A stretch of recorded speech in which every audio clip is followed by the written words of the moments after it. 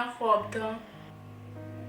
तुम्हारी story complete हो गई है ख्वाब की, या अभी कोई और हॉरर सीन बाकी है तो बता दो मुझे।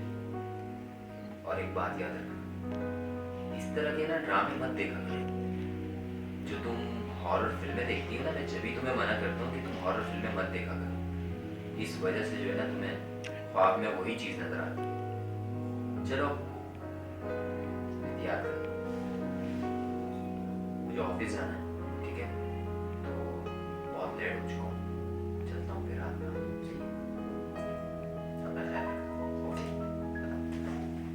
Hello, I am Atika, AKR Art Gallery. Subscribe, share, like for more short films.